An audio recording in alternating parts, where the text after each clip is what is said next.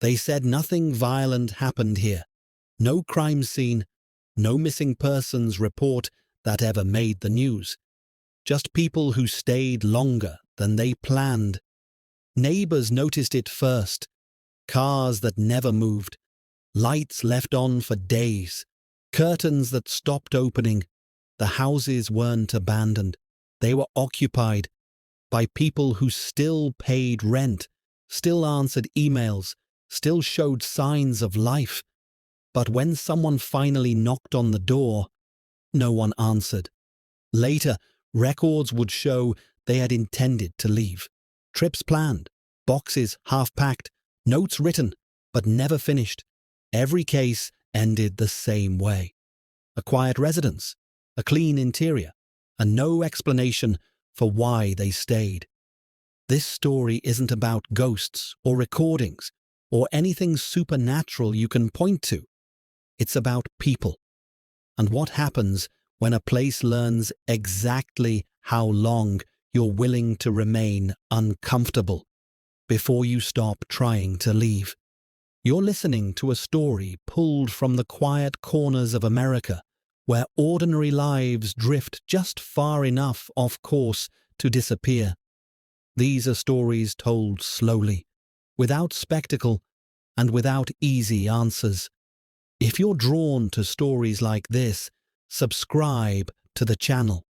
And if anything you hear tonight reminds you of a place you stayed too long, leave a comment. Some stories don't end when the door closes. They wait. No one ever complained about the building while they lived there. Complaints came later, after they had moved out, when distance gave them language. Even then, they didn't agree on what had happened, only on how it felt. The apartment complex sat just outside the city, old enough to have been renovated twice and still feel tired. Beige hallways, low ceilings, doors that closed a little too softly. People moved in because it was affordable and quiet, and they stayed because leaving felt like more effort than it should have been. Claire moved in after her separation, carrying only what fit in her car.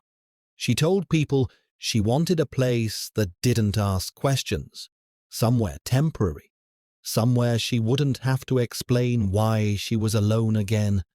The building didn't ask anything at first. Her neighbors were polite but distant. A man across the hall who nodded and never spoke. An older woman downstairs who smiled too long. A couple at the end of the corridor who argued quietly enough to be mistaken for whispers. Claire noticed early on that the walls were thin in a selective way.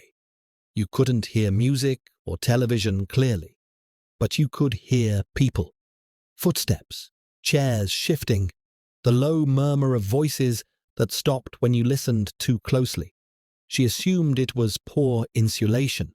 The first thing she found strange was how often people seemed to be home. Not loud, not active, just present. Lights were on at odd hours, doors opened and closed without anyone leaving. She would pass neighbors in the hallway late at night who looked surprised to see her, as if they hadn't expected anyone else to be awake. She told herself it was loneliness maketh her observant. Claire worked remotely and spent long days in the apartment. Over time, she began to recognize patterns that didn't quite repeat. The man across the hall paced between rooms at the same times each evening. The older woman downstairs moved furniture every night just after midnight. The arguing couple stopped arguing entirely, but she could still hear them breathing through the walls when she lay in bed. It wasn't unpleasant, just intimate in a way she hadn't agreed to. The building felt occupied even when she was alone. On her third week there, she held the elevator for a neighbor she hadn't seen before. A woman around her age, hair pulled back too tightly, eyes tired in a familiar way. They rode down together in silence until the woman said, without looking at her, that it was easier if you didn't fight the noise. Claire laughed reflexively and asked what she meant. The woman shook her head, as if correcting herself, and said, "Sorry, wrong apartment." She got off in the lobby and didn't look back.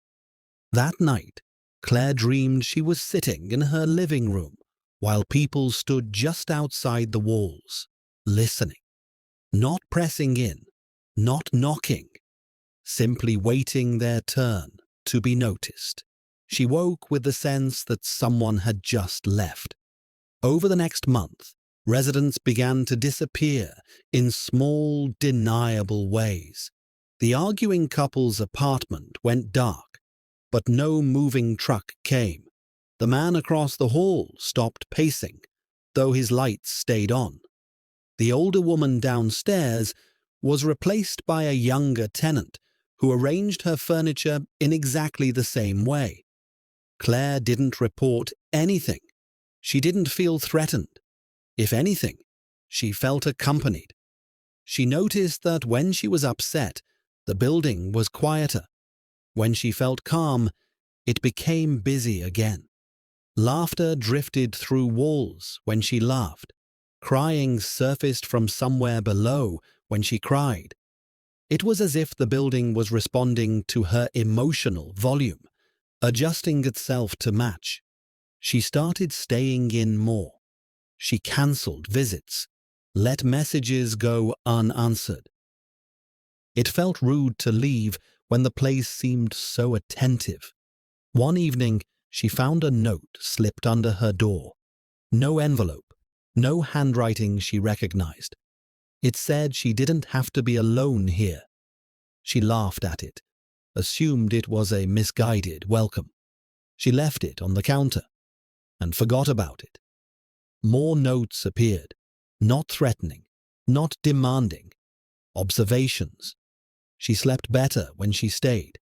She didn't talk about what hurt here. She was quieter when she didn't leave. They felt personal without being invasive, accurate in a way that didn't accuse her of anything. Claire stopped throwing them away. She began to recognize the sounds through the walls as specific people. The pacing from across the hall had slowed.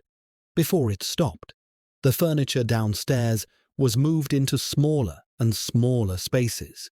She realized, with a soft unease, that no one ever seemed to move out all at once. They reduced themselves gradually. She met another neighbor in the laundry room one night, a man with ink-stained fingers. He folded his clothes carefully, as if conserving space. He told her he had lived there for 6 years. She asked how he liked it. He said the building didn't mind if you stayed. She asked what he meant. He looked around the empty room. Some places want things from you, but this one just wants you to stop leaving parts of yourself behind. She didn't see him again. Claire noticed then that her apartment had changed subtly.